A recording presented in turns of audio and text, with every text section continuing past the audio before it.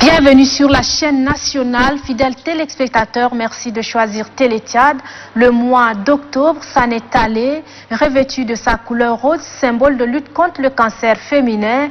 Puis s'enchaîne le mois de novembre, un mois colorié cette fois de bleu et dédié à la lutte contre le cancer masculin, exclusivement celui de la prostate. Une lutte commune enclenchée à travers le monde et ici au Tchad, des voix autorisées s'élèvent contre ce mal, parmi lesquelles la Ligue tchadienne de lutte contre le cancer.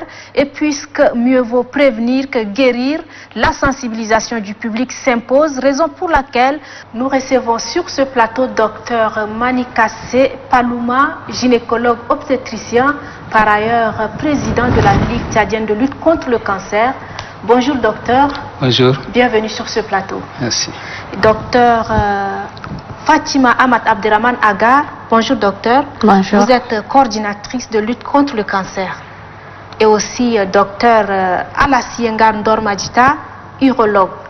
Bonjour docteur. Bonjour madame. Et bienvenue sur ce plateau. Merci. Docteur Manikassé, en tant que président de la Ligue tchadienne de lutte contre le cancer, quelle signification donneriez-vous à Novembre Bleu? Merci de la question. Au fait, Novembre Bleu, s'il faut parler un peu brièvement de la genèse, c'est un mois qui est dédié à la sensibilisation contre le cancer de la prostate. À l'époque, il y avait ce qu'on appelle le mois d'Octobre Rose, où la communauté internationale faisait la sensibilisation contre le cancer du sein. Et la Ligue tchadienne de lutte contre le cancer en a fait il y a 2 ans. Donc chaque Octobre Rose, on faisait des manifestations de sensibilisation sur le cancer du sein. Et très vite, on était appréhendé par les auditeurs pour dire que est-ce qu'il y a seulement le cancer du sein? Est-ce que les hommes n'ont pas de cancer? Et justement, pour répondre à leurs préoccupations, la communauté internationale fait chaque année, en Novembre Bleu, des manifestations de sensibilisation contre le cancer masculin en général et le cancer de la prostate en particulier. Et donc, Novembre Bleu signifie des manifestations, un concept de manifestation contre le cancer de la prostate chez les hommes. Alors, c'est comme si c'est pour la première fois que vous célébrez au Novembre Bleu. C'est la toute première édition au Tchad. Alors, quelles sont les différentes activités en vue? Voilà, c'est la première année qu'on a commencé à faire ces manifestations de sensibilisation contre le cancer de la prostate. Et nous avons prévu plusieurs activités. Et donc, la première, c'était passé par une conférence débat avec les journalistes et la seconde c'est celle qu'on organise actuellement. Il y aura également d'autres perspectives, il y aura des débats que ce soit dans des presses écrites ou bien dans des radios privées et ça va se passer dans les jours qui suivent jusqu'à la fin de ce mois. Donc nous ne pouvons pas réunir des gens, des foules compte tenu de la pandémie du Covid-19. Donc nous ne pouvons pas rassembler les gens, nous allons toujours continuer à sensibiliser à travers les supports audiovisuels et donc durant tout le mois d'octobre, tout le mois de novembre. Et que visent exactement ces manifestations? Quels sont vos objectifs? Nos objectifs, c'est d'abord d'informer les hommes tchadiens. Parce que chaque fois, on parlait que de cancer du sein. Et donc, nos hommes pensent qu'il n'y a que les femmes qui ont le cancer. Mais non, il faut comprendre que le cancer de la prostate touche beaucoup des hommes. Et donc, on dit que le cancer de la prostate représente 26% des cancers masculins. Et donc, plus de 65% des hommes seront atteints de cancer de la prostate. Donc, un homme sur 8 est atteint de cancer de la prostate. D'où la nécessité pour nous de porter ces messages à l'endroit des hommes qu'il n'y a pas que les femmes qui ont le cancer, mais également les hommes. Donc vous voyez, 66% des hommes de plus de 65 ans seront porteurs de cancer de la prostate. Donc c'est énorme. Okay. Et la Ligue a estimé qu'il fallait les informer et surtout insister sur les facteurs de risque. Qu'est-ce qui provoque le cancer? Quels sont les facteurs qui amènent à ce que les hommes aient le cancer de la prostate? Donc c'est la raison pour laquelle nous avons déjà l'urologue avec nous qui va nous détailler les facteurs de risque et même d'autres signes de cancer de la prostate. Alors, docteur Alassi Ngar, vous êtes urologue. Dites-nous, qu'est-ce que la prostate? Merci madame. La prostate, c'est un organe qui fait partie donc de l'appareil reproducteur masculin, c'est-à-dire l'appareil reproducteur de l'homme. Et c'est cet organe-là qui, au cours de rapports sexuels, produit donc un liquide qui va assurer donc la mobilité de ce qu'on appelle les spermatozoïdes et préserve également leur survie dans les voies génitales féminines. Donc c'est grâce à ce liquide-là que les spermatozoïdes peuvent donc survivre donc au niveau des voies génitales féminines. Donc c'est ça ce qu'ils ont comme fonction. Et pourquoi cet organe-là qui doit être attaqué par le cancer en fait, et quelles sont les causes? Bien, le cancer de la prostate, il faut d'abord donner sa définition. Oui. Donc c'est une multiplication qui se fait de façon anarchique, de façon non contrôlée, et c'est cette multiplication-là qui explique donc la survenue de ce cancer. Mais parlons des causes, on préfère plutôt parler en termes de facteurs de risque, c'est-à-dire ce qui expose les hommes à faire ce cancer. Donc il a été identifié 3 principaux facteurs. Donc il y a d'abord l'âge chronologique. Ensuite, nous avons la race, le fait que la race, surtout la race noire, le fait que nous ayons la peau noire. Et enfin, les facteurs héréditaires, c'est-à-dire qu'il a été mis en évidence la forme familiale donc des cancers de la prostate. Donc ce sont ces facteurs-là qui expliquent la survenue du cancer de la prostate. Vous parlez en termes de chronologie, d'âge. Et tout à l'heure, docteur Manikassé vient de parler des hommes âgés de plus de 65 ans. Pourquoi c'est cette tranche d'âge qui est souvent attaquée par le cancer de la prostate? Parce que l'évolution de la maladie, souvent elle est lente, et dans beaucoup de littérature, c'est la pathologie c'est la maladie qui est la plus fréquente à partir de 50 ans. Oui. Et donc ça corrobore bien avec ce que a dit tout à l'heure docteur Manikassé. Et en termes d'héréditaire, vous avez dit que c'est héréditaire ou bien c'est... Il y a des facteurs, les facteurs héréditaires, parce qu'il a été mis en évidence dans certaines... Il y a des formes familiales donc dans certaines familles.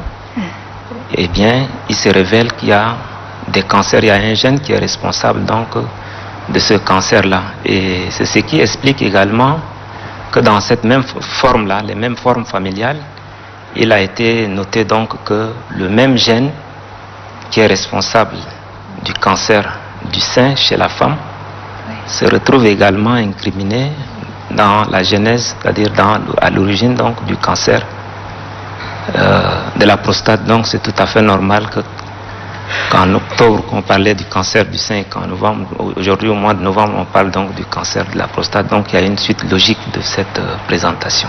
Et docteur Fatma, vous êtes la coordinatrice du programme national de lutte contre le cancer. Docteur Manikassé vient de dire que ça fait 26% de cas.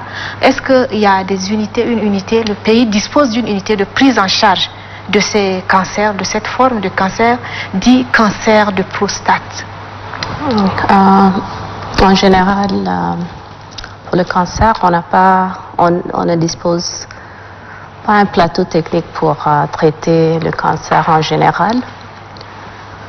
Si on parle le cancer de la prostate, ce sont habituellement les urologues qui traitent le cancer de la prostate et le radio-oncologue. Alors, il y a deux types de traitements qui sont indiqués dans la plupart de cas. C'est la chirurgie et la radiothérapie. La chirurgie, on peut le faire parce qu'on a nos collègues urologues, chirurgiens qui peuvent faire la chirurgie. Malheureusement, on n'a pas encore une unité de radiothérapie. Et la radiothérapie est une partie de la traitement qui est très important. Et on utilise de rayons ionisants pour traiter le cancer, pour réduire le tumeur avant qu'on enlève. Mais malheureusement, pour le moment, on n'a pas cette unité de radiothérapie. C'est un projet qu'on est en train de réaliser en quelques années. Et que faites-vous des patients qui souffrent de ce mal actuellement dans nos hôpitaux? Alors, en ce qui concerne les statistiques pour le Tchad, comme vous le savez, on n'a pas encore un registre cancer, mais on a fait des estimations. Et selon les estimations par l'OMS, on devrait avoir au moins 500 cas de cancer de la prostate. Bon, je ne sais pas combien ont été diagnostiqués au Tchad cette année, mais je pense très peu. Maintenant, si quelqu'un est diagnostiqué, on peut faire la chirurgie. C'est mieux que ne pas le traiter, mais dans la plupart des cas, on est obligé d'évacuer le patient. Maintenant, si le cancer est découvert précocement, ça va être beaucoup plus facile à traiter. Et ce que je dois mentionner, que comme le collègue vient de dire, le cancer de la prostate, c'est un cancer qui progresse très lentement. Dans la plupart des fois, et souvent, non seulement c'est très lentement, c'est chez les hommes qui sont âgés. Alors, notre stratégie, dans la plupart des fois, c'est de surveiller, c'est la surveillance. Alors, imaginons quelqu'un qui a 80 ans, qui a le cancer de la prostate, qui est de grade à progression, on ne touche pas. Parce que la chance que le prostate tue cette personne va être minime. Alors, on surveille le patient. Docteur Alassienga, dites-nous en tant qu'urologue, quels sont les signes cliniques du cancer de la prostate? Ok, avant de répondre à cette question, je voulais compléter tout à l'heure le docteur. Oui. En ce qui concerne le plateau technique, nous prenons effectivement les patients qui ont donc le cancer de la prostate en charge dans nos différentes structures ici. Et comme elle l'a dit, il n'existe pas pour le moment donc le centre de radiothérapie. Mais néanmoins, il y a la chirurgie et il y a également ce qu'on appelle le traitement à base de médicaments dans le cadre de l'hormonothérapie médicale. Et il faut dire également que le traitement de la maladie se fait en fonction donc du stade. C'est-à-dire si la maladie est découverte à un stade très précoce, c'est-à-dire qu'elle est confinée, c'est-à-dire que la maladie se situe donc dans l'organe lui-même, eh bien, ça répond à un type de traitement qui lui est bien spécifique. Quand la maladie évolue et qu'elle touche les autres organes qui sont à côté, eh bien, il y a également un traitement. Et lorsque la maladie va un peu au-delà de sa zone, il y a également un traitement. Donc, le traitement est bien codifié et c'est par rapport à ça que nous prenons en charge donc les malades. Concernant les signes de la maladie, eh bien, il n'y a pas de signes qui montrent que c'est ça les signes de la maladie, de la forme maligne de la prostate. Parce que les mêmes signes que nous avons dans la forme bénigne, qu'on appelle l'hypertrophie bénigne de la prostate, ces mêmes signes-là, vous pouvez également les retrouver chez les patients. Et ces signes sont, par exemple, les malades qui ont des difficultés à uriner. Dire quand ils partent pour uriner, parfois, ils urinent une petite quantité une petite quantité seulement d'urine, ou bien parfois le fait qu'ils se lèvent plusieurs fois, ça soit le jour ou bien la nuit, pour aller uriner, ou bien lorsque quand les urines veulent, quand ils expriment le besoin d'aller uriner, quand ils traînent un peu, eh bien, parfois ils se mouillent complètement dans leur habit. D'autres signes, parfois, c'est que il y en a qui urinent avec du sang. Vous allez trouver dans leur urine du sang. D'autres encore, il n'y a aucune manifestation, vous ne voyez pas le symptôme, mais seul quand vous faites un examen, par exemple pour une autre maladie, en ce moment, vous voyez qu'il y a des signes qui suspectent un peu la maladie, mais ça ne veut pas dire que c'est ça, c'est la maladie. Il va falloir faire d'autres examens complémentaires pour pouvoir confirmer que c'est ça la forme maligne de cette maladie-là. Mais est-ce qu'arrivé à un certain degré de la maladie, le malade peut être guéri? La question est à qui veut la prendre. Je pense que je vais juste compléter le confrère là. C'est vrai, celui qui est l'urologue, il est bien placé pour donner plus de détails. Au fait, ce mois de novembre bleu, nous avons voulu axer notre intervention sur la prévention. Donc la prévention contre les facteurs de risque. Et la prévention passe forcément par le dépistage précoce. Et donc, si on dépiste précocement la maladie, la lésion, si c'est localisé, nos urologues qui sont là peuvent également faire un traitement chirurgical, une possibilité. Donc il y a plusieurs éventualités pour prendre de manière précoce ce cas. Mais maintenant, si c'est un cancer à un stade avancé, le traitement devient beaucoup plus délicat. Et comme la confrère cancérologue a dit tout à l'heure, il faut compléter par un certain nombre d'examens, à savoir la chimiothérapie, et puis la radiothérapie ou même l'hormonothérapie. Et donc, un cancer qui est découvert à un stade précoce, nous pensons que la guérison est possible. Mais si le cancer a déjà eu des complications, le cancer s'est disséminé partout, le traitement devient lourd et délicat, avec parfois le pronostic vital peut être réduit. Et donc, je pense que l'urologue peut essayer de compléter, ou bien la cancérologue peut me compléter. Oui, je voudrais compléter là. Lorsque la maladie est diagnostiquée, comme l'a dit tout à l'heure le docteur, à un stade précoce, avec une prise en charge de qualité qui est également précoce, eh bien, il y a cette possibilité de guérison de la maladie. Donc, il y a un timing de diagnostic et également de prise en charge. Et il faut que cette prise en charge soit une prise en charge de qualité. Et comme il l'a dit, lorsque la maladie évolue bien et que ça se propage, c'est difficile. Le traitement que nous entreprenons, c'est un traitement qui est beaucoup plus palliatif. Cher docteur, vos téléspectateurs vous regardent. Il y a beaucoup d'hommes de moins de 50 ans qui suivent en ce moment cette émission. Dites-nous comment cela doit faire pour prévenir la maladie. La prévention, comme le dit tout à l'heure le docteur, et comme je venais aussi de citer les facteurs de risque, actuellement parler de la prévention, c'est beaucoup plus difficile parce que vous voyez les facteurs que nous avons cités tout à l'heure, à savoir l'âge, notre race, la race noire surtout, et l'existence des facteurs héréditaires.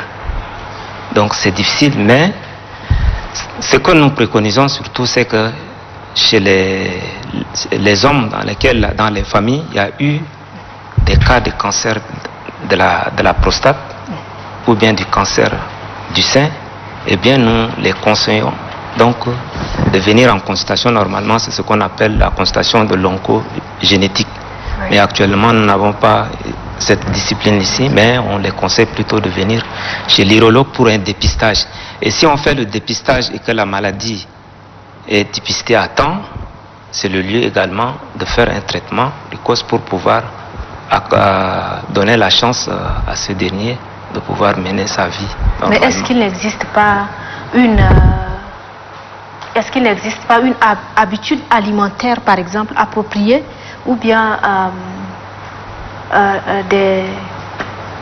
une habitude alimentaire appropriée ou bien un mode de vie là qu'on doit conseiller à nos téléspectateurs pour prévenir le mal? Avant de laisser la parole à ma consoeur, donc, il y a eu des aliments, les gens ont parlé de facteurs de la nutrition, tout ça, mais il n'y a pas des études qui ont été validées. Récemment, il y a eu une étude qui a été menée donc, aux États-Unis concernant les hommes qui n'ont pas eu de rapport sexuel, c'est-à-dire une étude qui évaluait la fréquence des éjaculations et la survenue donc, des cancers de la prostate.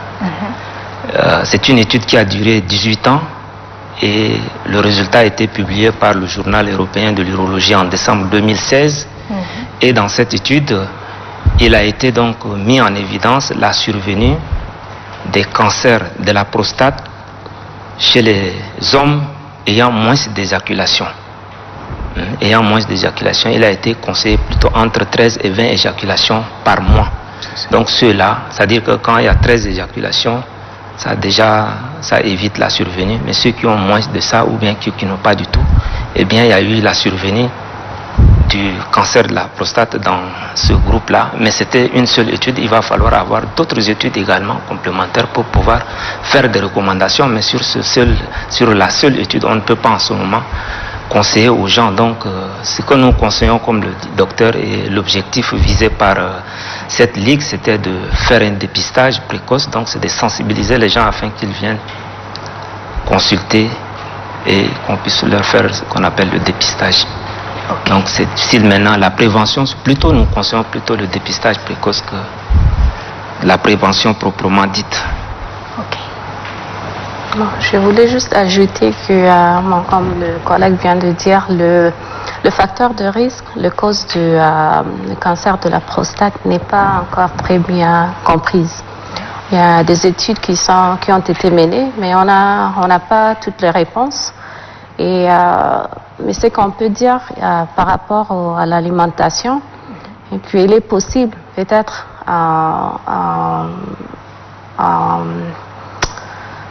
respectant un peu une alimentation saine, de certains nutriments comme le sélénium, il y a le lycopène, tout ça qui se trouve dans des végétaux, dans des produits naturels. Ça peut peut-être être protectrice contre le cancer de la prostate. Mais à part ça, il a été aussi démontré que peut-être parce qu'on a dans certaines populations, par exemple les populations occidentaux, leur incidence de cancer de la prostate est beaucoup plus élevée que dans la population asiatique. Et on ne sait pas exactement la raison, mais on suppose que c'est lié à l'alimentation. Parce que dans la population occidentale, nous, on mange beaucoup de nourriture qui est grasseuse. Et pendant que la population asiatique priorise un peu les aliments de légumes, surtout les légumes verts. Alors l'alimentation peut avoir un effet sur la protection contre le cancer. Alors docteur, oui. Je voulais ajouter, je pense que l'urologue a bien parlé au sujet de l'éjaculation, parce que j'ai lu un document récemment également qui disait qu'il y avait un groupe de personnes qui avaient fait des rapports 8 éjaculations dans le mois, et un autre groupe qui avait fait 21 éjaculations, et dans le groupe de personnes qui avaient 21 éjaculations, il y avait un taux de prévalence de cancer moins par rapport à ceux qui ont fait l'éjaculation, 8 éjaculations. Et par contre, ceux qui ont fait 8 éjaculations par mois avaient moins de cancer que ceux qui ne faisaient pas du tout. Et donc, je voulais juste compléter. Et pour revenir également sur cette étude, il y avait une prévalence qui était plus élevée chez les personnes obèses. Donc, ça veut dire que le facteur de risque, ça peut être l'obésité, parce que les groupes de personnes qui étaient obèses, il y avait plus de prévalence des cancers que ceux qui n'étaient pas obèses. Et donc, ce qui nous amène à penser que l'obésité serait un facteur de risque, la sédentarité également, mais d'autres ont évoqué la possibilité d'une alimentation riche en graisse, qui peut également favoriser la survenue des cancers. Mais au fait, la plupart de ces facteurs, c'est vrai que l'alcoolisme ou le tabagisme, c'est controversé.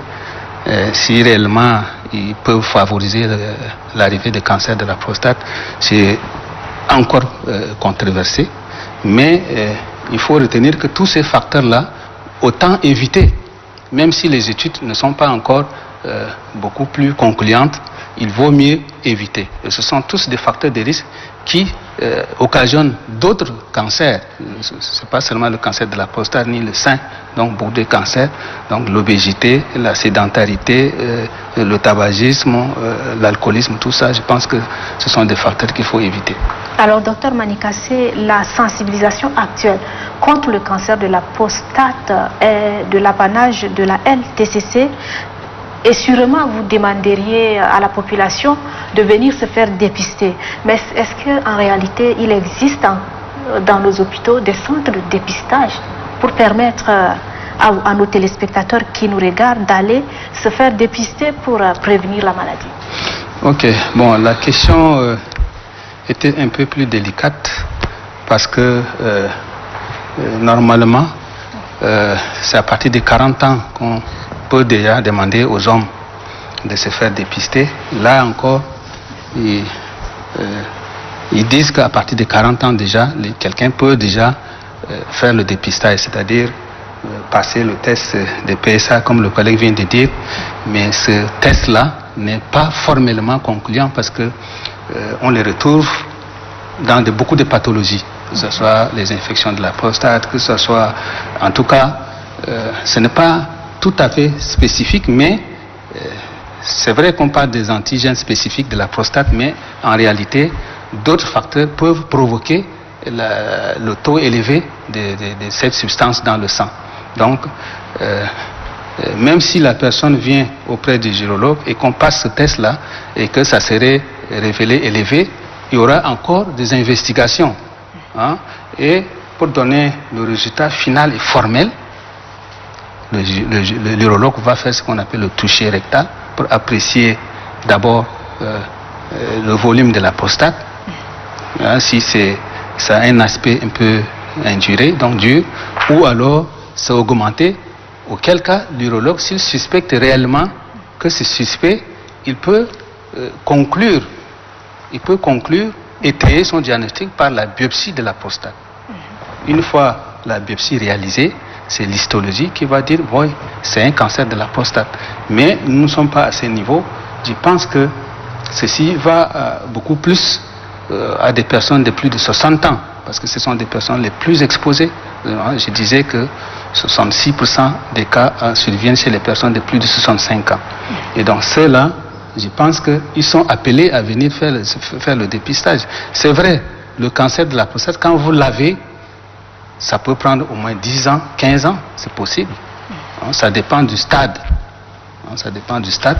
Donc, les personnes les plus âgées de 60 ans peuvent se rendre dans des hôpitaux, voir les gynécologues, voir les médecins, s'ils veulent faire le dépistage. Et encore faut-il que ces dépistages-là n'aient pas seulement consulter le gynécologue, il y aura toute une panoplie d'examens complémentaires pour étayer si réellement la personne a le cancer de la prostate. Mais nous sommes obligés d'appeler les gens à venir faire ce diagnostic parce que nous voudrions dépister très tôt et prendre ces personnes-là en charge. Si on trouve la lésion est juste localisée, on peut traiter la personne ici. La lutte, elle est très délicate, docteur Manikassé. Elle est très très délicate, mais qui sont vos partenaires dans cette lutte? Vous, en tant que président de la Ligue tchadienne de lutte contre le cancer, qui sont vos partenaires? En fait, la Ligue a un partenaire ici principal, c'est le ministère de la Santé publique. Donc la coordinatrice est là. Nous traitons, nous sommes soutenus par le ministère de la Santé publique et il faut reconnaître que son Excellence Enda Déby Itno, qui est dès le début, c'est elle qui a initié, qui a regroupé les gens pour créer cette ligue. Donc il faut vraiment la féliciter. Et jusqu'à présent, elle nous soutient fermement. Nous disons qu'elle est notre partenaire. Elle nous soutient fermement. Et le ministère de la Santé publique. C'est vrai que nous venons d'être nés. Il y a également des différentes associations qui nous viennent, qui assistent, qui continuent à sensibiliser avec nous. Il y a beaucoup d'associations. Nous pensons qu'avec le temps, nous aurons beaucoup plus de partenaires. Ok, votre mot de fin, Dr Manikassé, la parole est à qui veut la prendre. Quel est le mot de fin que vous aimeriez bien adresser à nos téléspectateurs? Avant de donner le mot de fin, je voudrais très rapidement parler du dépistage, comme l'a dit. Il n'y a pas un centre de dépistage, mais ce que nous conseillons aux gens, c'est de venir en consultation d'urologie dans les centres où il y a des urologues. Oui. Et les centres qui n'ont pas d'urologue, là où il y a les médecins généralistes, ils peuvent aller parce que la base c'est déjà la médecine générale et ceux-là, ils peuvent examiner les hommes déjà à partir de l'âge de 50 ans s'il n'y a aucun facteur de risque de survenir et à partir de 45 ans parce que là ce sont des recommandations donc qui se rendent en consultation que ce soit de médecine générale et ces médecins généralistes peuvent déjà en les examinant en demandant un examen qu'on appelle le taux de PSA. Déjà quand ils trouvent quelque chose de suspect, ils peuvent directement adresser ce patient en consultation d'urologie. Donc c'est ça ce que j'ai à dire par rapport au centre de dépistage. Au dépistage. Oui. Et pour le mot de la fin, eh bien je profite de ce temps pour remercier le président de la Ligue parce que c'est par son biais que je suis là présentement. Et ce que nous avons à dire, c'est qu'il faudrait que les gens, comme nous l'avons dit, à partir de 45, quand il y a des facteurs de risque, 50 ans s'il n'y a pas de facteur de risque, de venir en consultation d'urologie pour qu'on puisse faire ce dépistage-là et les prendre en charge de façon adéquate, très précocement. Parce que le plus souvent dans nos sous-régions, nous diagnostiquons cette maladie à un stade avancé. Le plus souvent, c'est le stade de la maladie avancée. C'est en ce moment que les gens consultent. Et là, le traitement qui est institué, c'est beaucoup plus de traitement palliatif. Voilà ce que je tiens à dire comme mot de fin. Ok, merci madame. En tant que coordinatrice du programme national de lutte contre le cancer, je voulais, mon dernier message, c'est pour assurer la population que le ministère est en train de travailler pour mettre en place le plateau technique pour prendre en charge le malade atteint du cancer et diagnostiquer le malade. Et ce qui concerne, c'est que la population peut faire en attendant, c'est de faire le dépistage et prévenir le cancer en faisant le sport et en mangeant des alimentations saines. Okay. Docteur Manikassé, à vous la parole. Merci. Je crois que nous sommes en novembre bleu. Il faut absolument que la population au-delà des 45 ans et ceux qui ont 60 ans, ça les concerne directement. Il faudrait qu'ils consultent les urologues. On en a déjà dans nos pays, dans des hôpitaux, comme il vient de le dire. Même s'ils ne sont pas malades, on a dit qu'il faut dépister très tôt et prendre en charge ces gens-là. Et donc, je voulais dire, par exemple, à tous ces vieux-là, si pendant la nuit ou dans la journée, ils font vite les pipis, ou bien ils n'arrivent pas à pisser rapidement, qu'ils se rendent à l'hôpital. Et s'ils pissent avec du sang, c'est pas bon, qu'ils se rendent à l'hôpital. S'ils pissent en gouttes, il faut qu'ils se rendent à l'hôpital. Et ceci est très important pour que les urologues puissent les prendre rapidement en charge. Nous voudrons porter ce message à l'endroit et les facteurs de risque. C'est vrai qu'il n'y en a pas de manière formelle, mais déjà la sédentarité, comme la collègue vient de dire, l'obésité, la consommation d'alcool, même si ça n'a pas une influence sur la prostate, mais également dans d'autres cancers, le tabagisme, tous ces facteurs-là qu'il faudrait éviter. Ok. Voilà, c'est sur ces mots d'extrême importance que nous mettons terme à cette causerie débat sur le cancer de la prostate. Faites-en bon usage, chers téléspectateurs, car votre vie en dépend. Merci de choisir Téléthiade et sachez que nos programmes se poursuivent.